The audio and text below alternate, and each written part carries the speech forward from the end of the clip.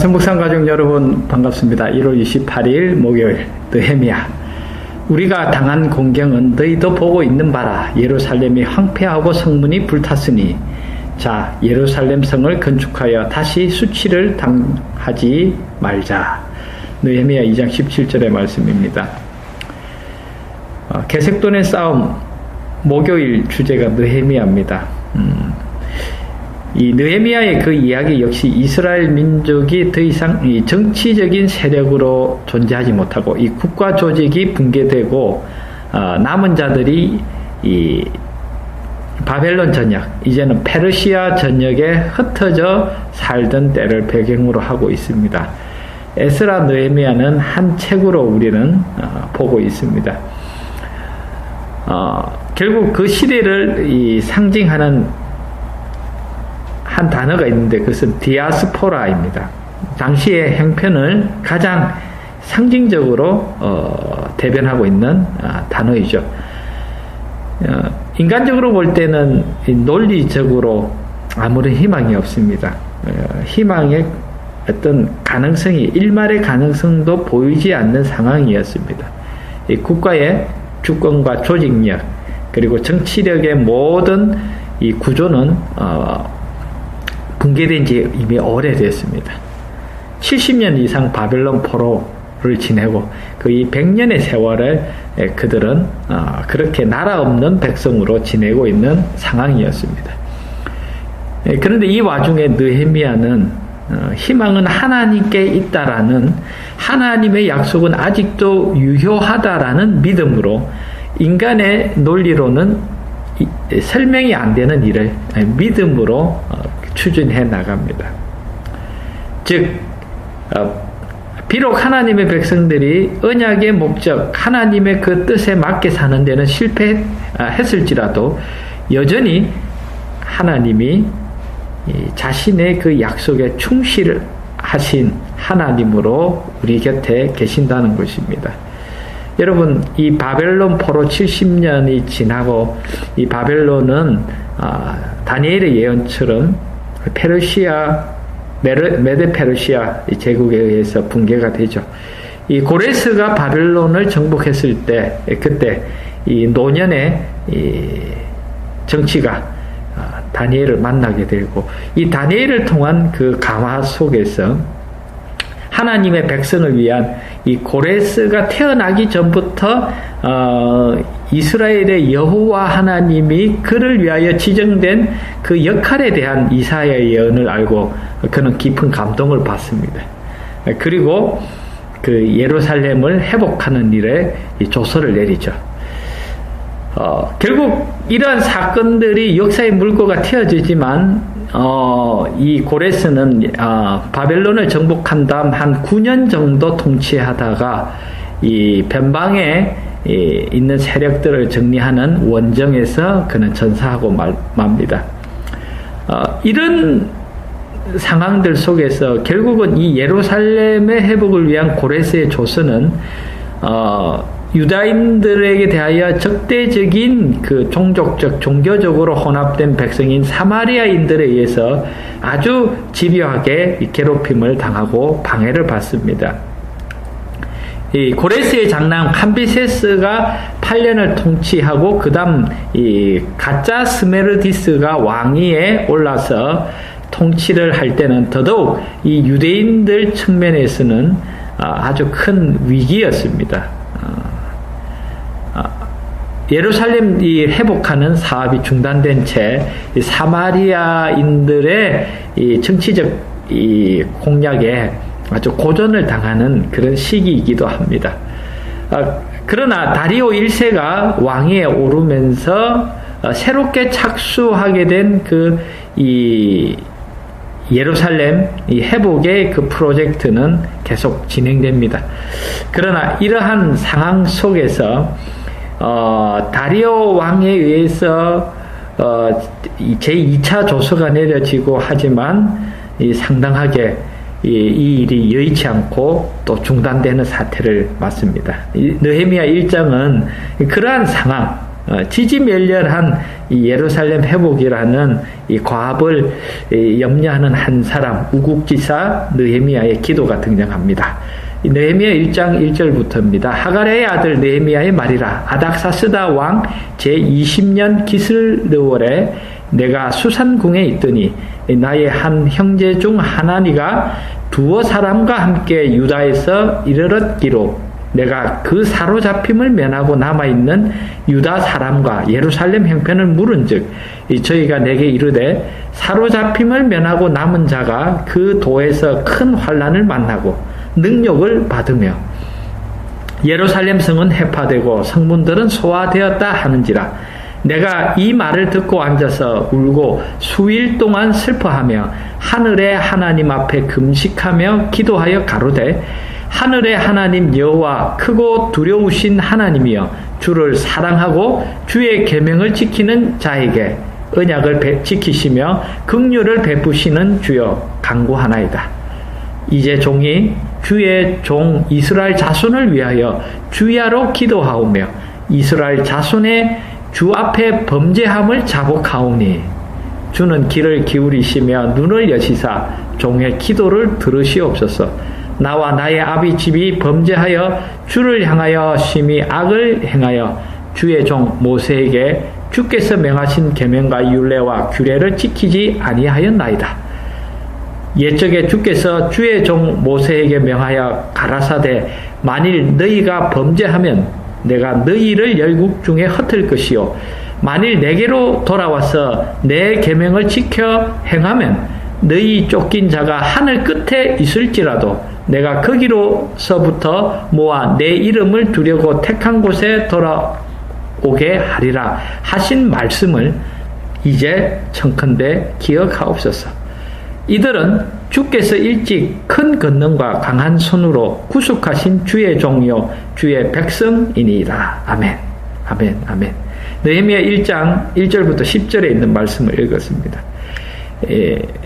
느헤미야는 여기서 세 가지로 요약합니다. 첫 번째는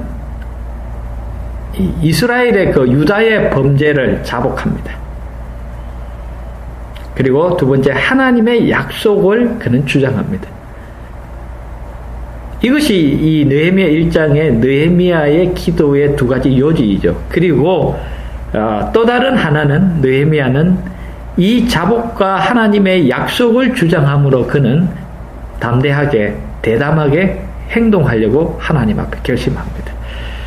결국은 이 하나님의 섭리 가운데서 이 왕의 은혜를 입은 느헤미야는 술 맡은 간원장에서 유다 총독으로 그는 인사 발령 조치를 받고 예루살렘에 부임을 합니다. 그리고 그는 엄밀히 이 첫 몇 주 동안 이 주변 상황을 그는 조사합니다. 성벽의 상황, 무너진 상황, 그리고 이 모든 이 백성들의 상황을 그는 주도 면밀히 살피죠. 그리고 그는 강력한 믿음의 확신으로 믿음의 리더십, 지금 어떤 아무런 희망의 그루트기조차 불씨조차 남아있지 않는 안 된다라는 그 패배의식에 젖어 있는 그 예루살렘 백성들을 다시 일으킵니다. 그리고 다시 한번 해보자라고 그는 용기를 북돋웠습니다. 이전에는 불가능하다고 생각했던 그 일을 느헤미야는 강력한 믿음의 리더십을 가지고 그는 추진해 나갑니다. 백성들을 설득합니다. 그리고 그들의 마음속에 그들이 놓쳤던 그 예루살렘의 비전을 다시 한번 새롭게 생기를 불어넣어 생생하게 만듭니다. 말씀 묵상 가족 여러분, 느헤미야 2장의 느헤미야는 이 불가능하다는 패배의식이 편만한 그 시대, 그리고 오늘 우리에게 참 이 믿음의 지도력, 이 지도자가 얼마나 중요한지를 새삼 또 느끼게 하는 그런 모습을 보여주죠. 이 느헤미야는 사실 처음부터 자신이 예루살렘의 유다 총독으로 부임한 목적을 밝히지 않습니다. 그럼에도 페르시아의 고위직에 있었던 느헤미야의 유다 총독 부임을 이 예루살렘 주변에 있는 이방인들은 상당하게 경계하며 견제를 합니다. 뭔가 이 예루살렘의 어떤 회복을 조직적으로 방해하는 세력이 사실 이 밖에도 있었고 내통하는 안에도 있었다는 것입니다. 그래서 내외적으로 이 예루살렘의 이 재건은 상당한 조직적인 저항에 놓여져 있었습니다. 그렇지만 느헤미야는 예루살렘을 개선하기 위한, 복구하기 위한 계획을 그는 차분하게 실행하려고 일을 추진합니다. 이때 이 이방인들은 주변 이 민족들은 아주 분노하면서 느헤미야를 조롱합니다. 그러나 이 느헤미야는 실력이 있는 사람이었습니다. 그리고 아주 진지하게 하나하나 일을 차근차근 진척시키는 것을 보고 이 느헤미야에 대한 위협의 수위를 높여갑니다. 여러 난관이 있었습니다. 원수들의 방해도 있었습니다. 그럼에도 불구하고 이 느헤미야는 믿음의 비전을 가지고 있었습니다. 사실 이 1차, 2차 이 조서가 있었지만 완성되지 못했습니다. 그러나 느헤미야는 아닥사스다 왕으로부터 그는 이 정말 천우신조의 기회를 얻었습니다. 그리고 그는 남다른 믿음의 비전으로 그리고 추진력으로 백성들을 설득력 있게 움직일 수 있도록 그는 혼신의 힘을 불어넣습니다. 쉽게 좌절될 수 있는 계획이었습니다. 온갖 술수가 느헤미야의 이 일을 막아서려고 일어났습니다. 그러나 느헤미야는 여기에 굴하지 않습니다. 느헤미야는 하나님을 신뢰했기 때문에 예루살렘 성백을 이 중수하는 일을 하나님 손에 맡기면서, 그래서 여러분 느헤미야 읽다 보면은 그 원수들의 어떤 위협과 모함과 그리고 이 느헤미야 개인을 향한 심리적 압박이 대단하죠. 안 될 거야, 안 될 거야 라고 그런 어떤 이 위협들이 들어올 때 오히려 그는 용기 있게 백성들에게 한 손에는 이 창을 들고 무기를 들고 한 손에는 일할 수 있는 삽을 들고 그렇게 일하도록 그 모든 주변의 반대를 극복하는 모습을 보입니다.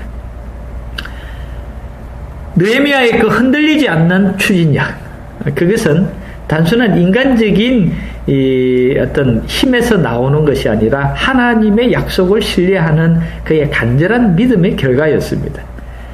느헤미야 6장 14절에서 16절입니다. 내 하나님이여 노비아와 산발락과 여선지자 노아다와 그 남은 선지자들 무릇 나를 두렵게 하고자 한 자의 소위를 기억하옵소서 하였노라.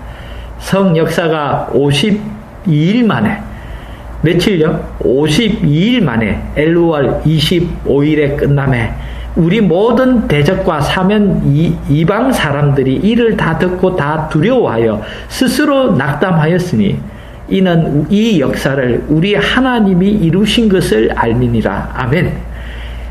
52일 동안 정말 오랜 세월 동안 이 방치되었던 예루살렘 성벽이 중수되는 놀라운 일은 한마디로 미라클, 기적이었습니다. 이것은 사람이 한 일이 아니라 하나님이 하신 일이다라고 모두가 인정할 수밖에 없었습니다. 이 느헤미야가 취한 이 태도는 이런 종류의 반대자를 대항하는 방법으로 우리 마음에 강하게 인식되어야 한다.